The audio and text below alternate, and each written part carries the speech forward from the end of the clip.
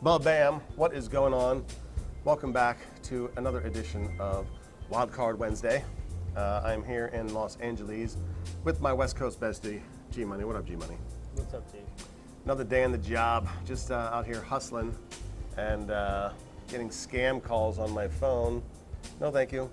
But wanted to talk about one of my fave wild cards, which is the Omega Seamaster Aquaterra NZL-32. I had cause to come out here, do some business, and I brought a handful of watches along with me, a lot of them needing repair. And I was like, you know, save on the shipping, and I stopped on by my good friends, John and Leo and Amore at the Second Time Around Watch Company, and they took care of some service calls for me. Thank you guys, appreciate you, love you. They do it all there, vintage watches, repair, and more importantly, they can fix what I like to call the weird stuff, and this is definitely a weird one. It's absolutely weird. Regatta watch, also known as steak watch, if you're a follower of the channel. Another big boy. Yeah, she's a big one. Yeah. And it's the same case as the World Timer. Is that a 40? It's the same case. As which is what? Big. I think that's. I think it's 42. Technical. I was gonna say 42. Yeah, it's 42, but it wears like a 43. It may be a 42 and a half. That's a big one. You know what it actually reminds me of is the Bulova. The Bulova. The Bulova. What's the pilot? The pilot. The lunar pilot. The lunar pilot. Yeah, that's. It reminds I think that's me. 44. That's. Ish. I thought it was 42, but It's somewhere in there. It's above. Kurt will correct me in the comments. He has that watch, loves that watch. Yeah, it's The original was 38. Just kidding. Just kidding. It's it wears like that.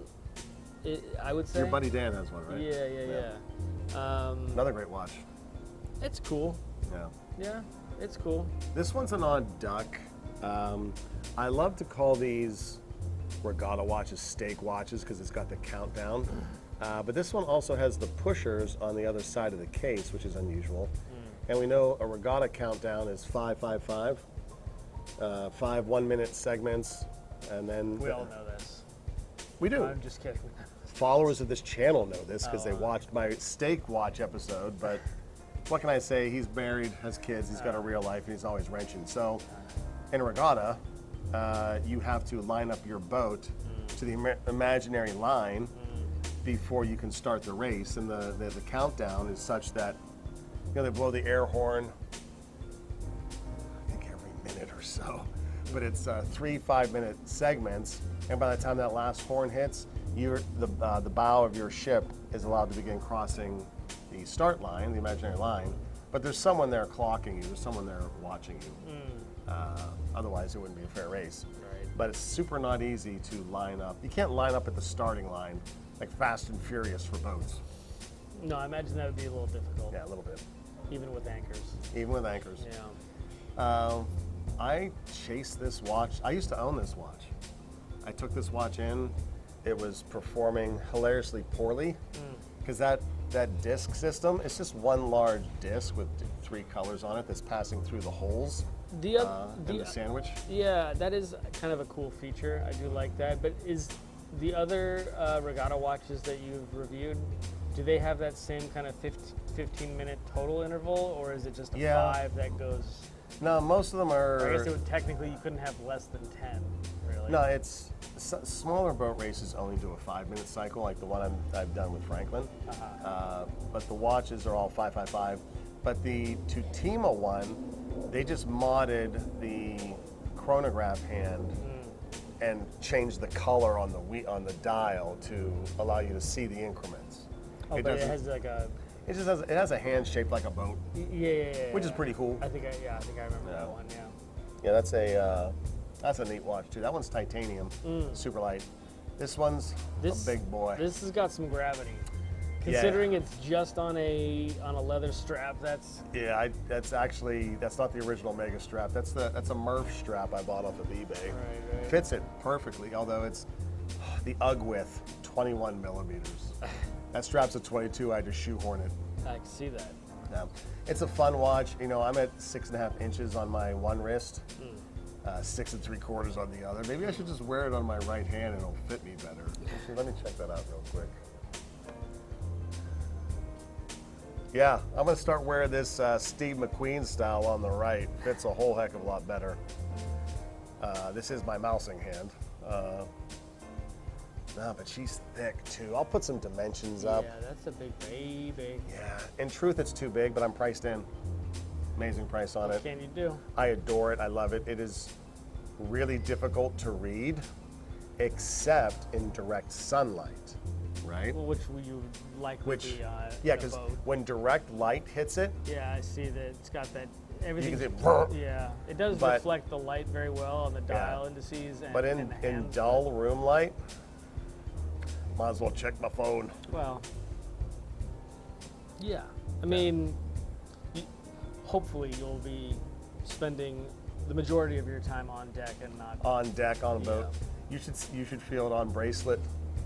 Oh, I imagine it's got some weight there. I'm probably never going to wear it on the bracelet, but we always buy on bracelet because of value. And if you ever want that bracelet is $800 by itself. Yeah. So always buy on bracelet, and then you can nearly always get a strap. Although the Tutima, I purposely got it on the silicone because the silicone plus titanium clasp way harder to get than the bracelet. Makes no sense. Weird. I still want the bracelet though, but they want $800 for their bracelet. I'm like, no, I don't think so. Yeah. And they just don't turn up used. Any idea what NZL-32 stands for? Yes, I do. It's New Zealand, Oh. and I think 32 32 was the boat. Oh. No, they collaborated with the New Zealand regatta team that Nice. year and sponsored it. Aha. And so the NZL, I believe, is New Zealand, and I think the 32 was the number of the boat. I should probably do an insert of what it really is, but I'm pretty sure that's my memory of it. Yeah, that makes sense. Yeah.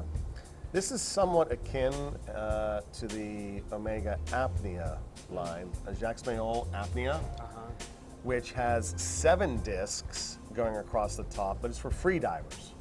And I guess they do 7-minute cycles of like holding your breath. Yeah, okay. Yeah, good luck with that. But it's also, that makes I'm a sure good, they sell tons of those they do. to divers. They're like this thick though. They're turbo thick. They're probably 16. Well, you're not going very deep if you're going tankless underwater. No, they go deep. No. Yeah, I don't know how deep, but I'm not a free diver, but Yeah. Interesting. the most I'll do is pinch my nose and go under in the tub. Yeah. See how long I can hold my breath in the Sure, tub. sure. That's about as good as I get. Huh. No, but Nice. Jacques Mayol is way out there. Was such a cool dude. He's had a bunch of Omega sponsored watches. He can have his own wild card watches episode. Definitely. But I almost got one of those apneas until I saw how thick it was. But it's got 7 discs as a stake watch, so it's 7 minutes. What's big- better? This is big, thick 5. ribeye. It could be. But is there any benefit to 7 discs versus 5 discs It's 2 more. for stake watch? I do know that. I can count. But which would you rather have for a stake watch? 7 or 5? I think 5, right? I mean, 5's probably. I mean, it's good to have the option. Although the more I think about it, any dive watch, dive bezel is probably just as good for a stake watch. It's got the minute increments. I still like the. Seamaster? No, I mean it's good, but I like the Porsche design with the Lamagna 5100. Lamagna, I want to get on you. You know. I know, but I would have to wear my glasses if I was going to use that to time. So yeah, that's why I use that one because I can see it so well. Oh, right on. Speedmaster, not a good stake watch. Oh, really? I didn't think so. It's hard to see. It is hard to see because it's the small dial, sub-dial. The minutes are on the sub-dial. Oh, okay. Yeah, I don't have it in front of me. Yeah. All right. Well, I think this is a pretty good stake watch and certainly a very good wild card watch. Thank you for coming along the ride, G-Money, for another one. And we hope that wherever you are in this wonderful, beautiful hobby of ours, that you are doing well, that you are blessed, and that you are clocking your stakes when you are cooking them. All right, we'll catch you in the next one. Peace.